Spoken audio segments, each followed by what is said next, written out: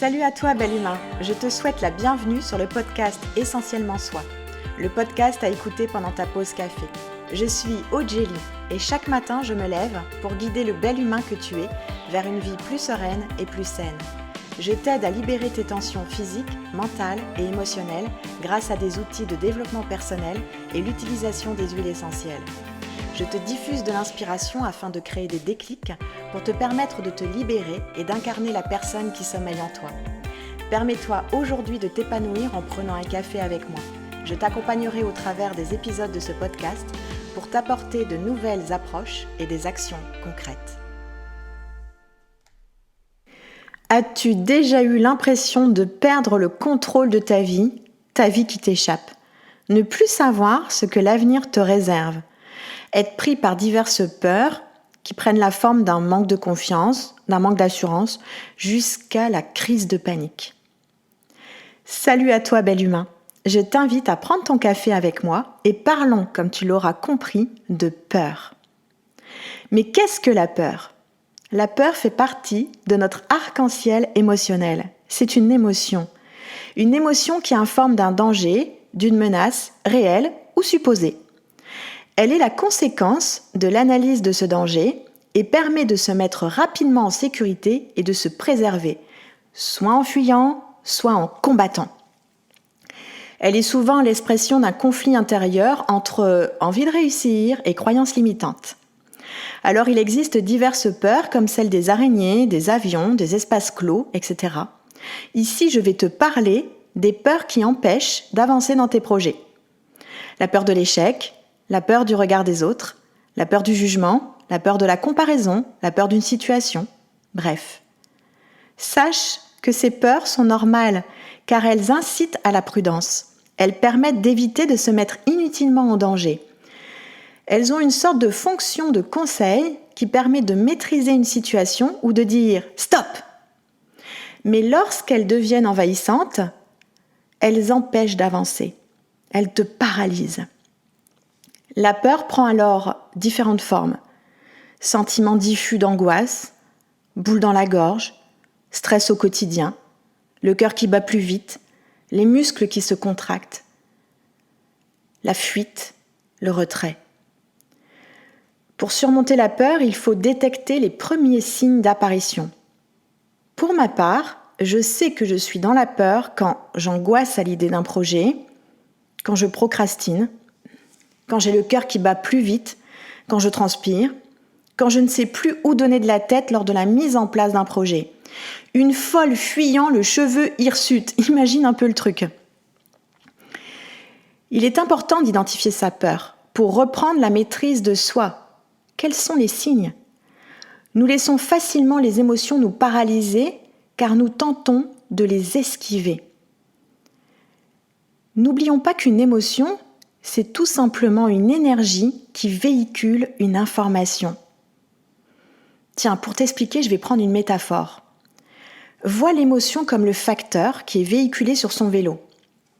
Et il vient te délivrer en main propre, contre signature, une lettre, cette fameuse information. Mais toi, tu as peur, tu ne sais pas ce que contient cette lettre, alors tu préfères ne pas ouvrir au facteur. Mais il doit te donner ce courrier en main propre, alors il reviendra encore et encore. Tu comprends pourquoi tu vis sans cesse les mêmes affaires? Et puis un jour tu comprends que tu dois ouvrir la porte. Tu signes, tu prends le courrier, mais tu ne l'ouvres pas. Tu le déposes sur ce petit buffet près de l'entrée. Mais comme tu ne réponds pas à ce courrier, il y aura des relances. Encore et encore. Oui, tu seras toujours avec les mêmes affaires jusqu'à ce fameux jour où tu ouvres le courrier et tu le lis. Tu prends l'information et tu en fais quelque chose. Tu crées une énergie, tu embrasses cette émotion. Comprends-tu? Nous avons peur que nos émotions débordent, qu'elles nous avalent. Nous craignons qu'elles nous freinent ou nous fassent perdre la boule. Mais nous ne voulons pas être victimes de nos émotions. Parce que nos émotions ne sont ni mauvaises ni bonnes. Elles sont juste utiles. Elles donnent une information qui nous est délivrée par notre cerveau reptilien, notre fameux cerveau primaire, notre Cro-Magnon, où il n'existe que deux possibilités pour lui. La sécurité ou le danger? C'est tout. Dis, est-ce que tu connais les Croods? Comment ça, non? C'est un dessin animé. Bon, je te laisserai te renseigner. Bref, les Croods, ce sont des Cro-Magnons. Et le papa Cro-Magnon informe des dangers par le langage en criant « Attention! Attention! Attention! Quand c'est nouveau, c'est mauvais, ne pas avoir peur. » Bon, oui, j'avoue, j'aime les répliques de dessins animés, même les séries d'ailleurs. Bon, je sais plus où j'en étais. Je m'égare, bref. Il y a une citation qui me porte depuis quelques années maintenant et je te la confie.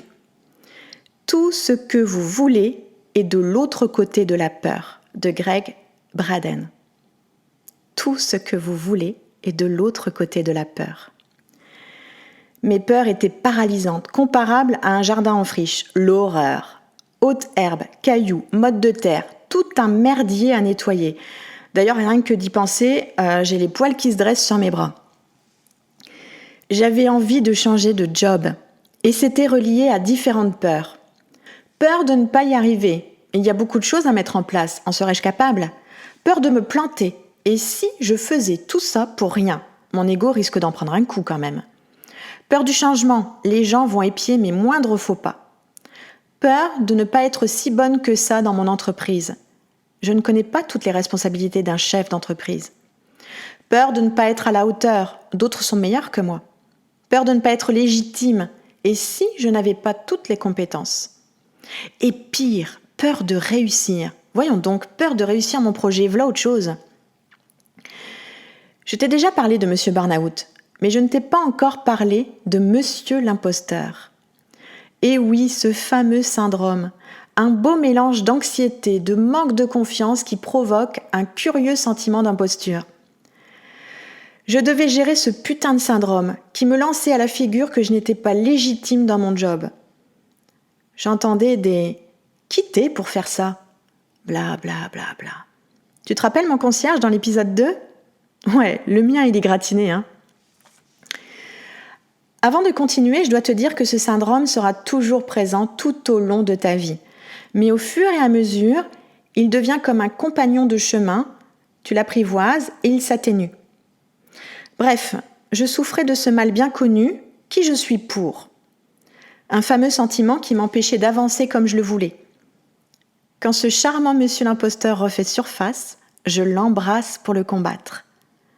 Il y a quelque temps, je pouvais me battre pour les autres et les aider à avancer dans leur changement. Mais pour moi, c'était plus difficile. Je savais que j'avais des compétences, une expérience que je pouvais utiliser. Je savais que je devais prendre les choses de front et combattre ce syndrome pour enfin avancer. Mais je me sentais complètement paniquée. Une paralysie s'emparait de moi. Et de ce fait, toutes les excuses étaient bonnes pour éviter de sortir de ma zone de confort. Toutes les excuses étaient bonnes pour être dans l'inaction. Je trouvais toutes les excuses du monde pour ne pas aller désherber. Il fait trop chaud, il pleut, ça pique, c'est fatigant, j'ai pas la main verte. Je verrai demain, je serai plus énergique, bla bla bla bla. Rappelle-toi, imagine un panneau stop dans la main, écrit « ta gueule » mentalement, hein. Donc si je peux te rassurer encore une fois, ces peurs sont normales et tu peux les surmonter. Sortir de sa zone de confort est un exercice qui peut paraître difficile. Et c'est d'ailleurs pour ça que tu remarqueras que certaines personnes se contentent d'une vie de peu. Une vie qui fait partie d'une routine connue. Plus facile à suivre que de suivre un monde inconnu. Quand j'ai décidé de me lancer corps et âme dans le monde de l'entrepreneuriat, c'est comme si je piétinais ma zone de confort en lui faisant un gros fuck. Et surtout, je prenais mes responsabilités et je devais donc assumer seule et avec constance et persévérance, et donc être productive. Ben oui, si t'es moins productive, t'as moins d'impact direct sur ton chiffre d'affaires, hein. Autant dire que si je me cassais la gueule, ce sera de ma responsabilité. J'avais comme un poids énorme sur mes épaules qui me faisait presque basculer en arrière. C'est tellement plus facile et confortable de rester là où je suis avec un salaire fixe à la fin du mois. Cette peur exerçait une énorme pression, genre si t'échoues, c'est pour ta vie entière. Je me posais 1000 questions. Et si ? C'est sûrement la peur de se lancer qui nous paralyse le plus, qui a le plus de pression sur nous. Pire, si j'échoue, je ressentirai la peur du jugement vis-à-vis de mon entourage. Cette peur de passer pour une incapable, une moins que rien.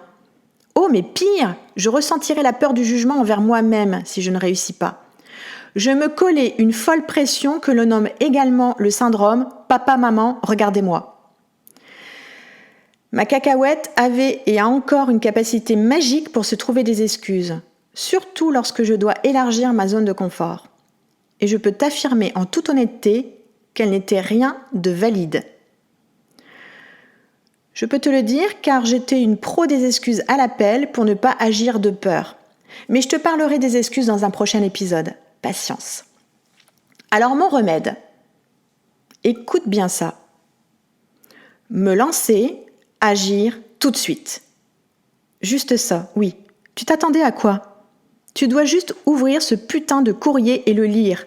Le facteur, il a quand même pas fait tout ce chemin pour rien. Oui, tu feras des erreurs. Oui, tu te mangeras des gamelles. Oui, ça fera mal. Mais tout cela sera un fabuleux apprentissage, un choix de liberté. Moi, je me pose une seule question quand je fais face à la peur. Au pire, que peut-il m'arriver ? Dans le pire des cas, est-ce que je vais mourir ? Mais non, voyons. Tiens, là, en écoutant ce qui fait écho en toi, tu es peut-être en plein changement, pose-toi 2 questions. Quel est le pire qui puisse t'arriver ? Que ferais-tu si ce pire arrive ? Moi, je peux te promettre un truc, tu ne seras pas foudroyé par un éclair. Non, tu ne finiras pas grillé comme une saucisse. Alors, pour embrasser tes peurs, tu as besoin de stabilité. Je vais te donner mes astuces, celles qui ont fonctionné pour moi. Tu te souviens, dans l'épisode 1, je t'ai dit de prendre un carnet ou une feuille. Si tu as pris un carnet, ressors-le et note-y les astuces. Allons-y pour la première astuce. Je te propose de vivre un exercice qu'on appelle le pompage des épaules. Tout d'abord, imagine à quoi ressemble ta peur. Pour moi, ma peur, c'est une boule grise et elle pue. Alors mets-toi debout, les pieds écartés de la largeur du bassin, et quand je te le dirai, tu vas inspirer en serrant les poings comme si tu attrapais tes peurs. Tu retiendras ta respiration en haussant des épaules de haut en bas, comme si tu chargeais tes peurs. Et puis tu souffleras fort par la bouche en imaginant lâcher tes peurs au sol. Vas-y. Inspire en serrant tes poings comme si tu attrapais tes peurs.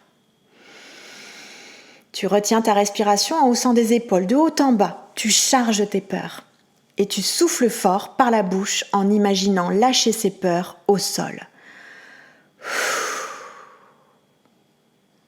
Ressens. Ressens ce qui se passe à l'intérieur de toi. Et on recommence une deuxième fois.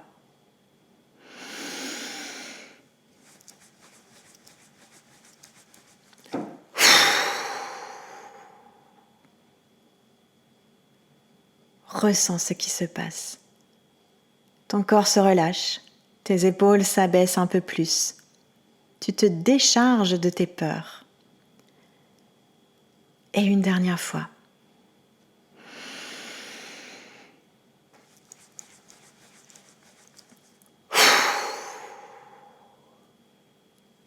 Ressens. Prends conscience que tu lâches tes peurs.